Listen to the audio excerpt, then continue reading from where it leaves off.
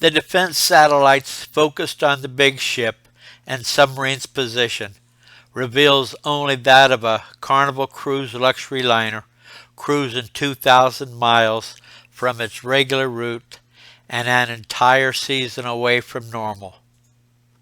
A cruise ship where people are gaily dancing about the ship on the open air decks, but this is the North Atlantic in the last part of the fall season, and a closer view of the party reveals that all the passengers are whirling around the deck in dance, while they are looking up and giving the one-finger salute to anyone wishing to monitor. And this was laughable, because the size of a satellite flying through the night sky is not much bigger than a full-fledged star as it is observed from Earth. A pinprick in the sky with the passengers and crew of a ship smiling as they look back. People monitoring the situation at the NSA are trying desperately to refocus their attention by turning the monitors off and back on. They looked at the calibration schedule on the satellite feeds, but nothing had changed since they first started following the New Horizon on its journey. And yet they do not know the submarine's location. So where do we meet up for fuel? Fortunately, that was not a problem for the Pacify because it literally wasn't using any fuel. Captain Reason, though, had the head engineer inspect the gauges to make sure they were working, because the nautical miles per gallon of diesel on this vessel were immeasurable. And after the engineer determined that the gauges were accurate, he visually inspected the fuel tanks and found them completely full. This older submarine still has the torpedo tubes forward and aft. It has been updated to include electronic jamming equipment and some computer electronics associated with the firing tubes. But if someone spots the vessel from above, it could appear like it was from many different countries. NSA, in the meantime, is still bothered that a free-floating tanker and the silhouette of a submarine is not to be observed. Have they been following the wrong ships all along? The GPS tracking equipment is pulled out. The navigational coordinates are compared to the submarine's location and the ship they are currently monitoring. And as agonizing as it might be, they come to a strange conclusion, that a tanker and a submarine have disappeared, have been replaced by a Carnival Cruise luxury liner. So where are the ships? Suddenly, though, an awesome shock envelops the monitors, and again the satellites orbiting Earth are focused on the big ship and submarine as they are heading towards American shores. But even though the satellites are endowed with amazing surveillance capability, they cannot pick up on the massive amount of iron which makes up the bulk of the submarine following close in the new visible tanker's wake, but they know it's there. The cruise liner at the same time has escaped the world of believability.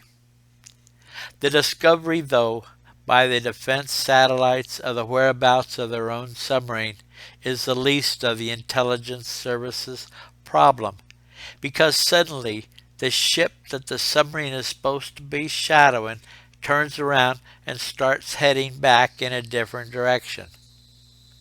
But radio silence is radio silence. The monitoring equipment on the satellites has had some sort of malfunction, and no one on the submarine can know about the problem currently existing with the missiles on board the big ship. To the submarine commander, though, it sounds like lunatics have taken over the big ship, and how can they proceed forward on their mission if they are going the wrong way? Even when they decided to regain their position at the ship's aft, they were surprised when they heard the splash of something dropped over the side of the ship into the water surrounding them. And the captain and crew quickly prepared for the concussion of the depth charge. But fortunately there was no detonation. In fact, they only experienced a dull thud and nothing more. But that didn't mean the tanker was finished scouring the ocean depth, because once the first depth charge was dropped, it told the world that this ship had military intentions and not civil. For what reason, though, weren't any other depth charges dropped? And why risk discovery with a failed assault, where they already knew for many nautical miles that the submarine was only a stone's throw away? A close encounter with an enemy during a covert mission is not an issue where they can break silence, and talking with their NSA counterparts in Maryland might be nice, but once they do, it will alert the Russians to their actions. Maybe there was a mutiny on board the tanker, and members of the crew were not interested in starting World War III. Maybe it wasn't intended to be much of a conflict after all, if they were only going to target a few strategic locations. No one would know who originated the attack, thereby eliminating a major retaliation.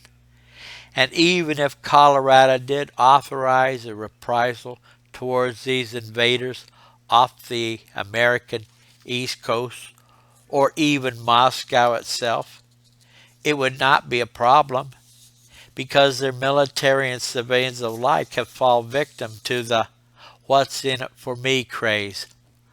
A craze that implies my pleasures and concerns are what is most important to me, and the protection of America is no longer a first-hand concern. And officers that merely want to question why have replaced military officers who would have obediently obeyed older generations before in response. What's that? A commotion in the control room has gotten the submarine commander's attention as he moves over to enter the discussion between members of the crew that is raising in pitch. Captain Reason can only stand there dumbfounded as he quickly assesses the situation.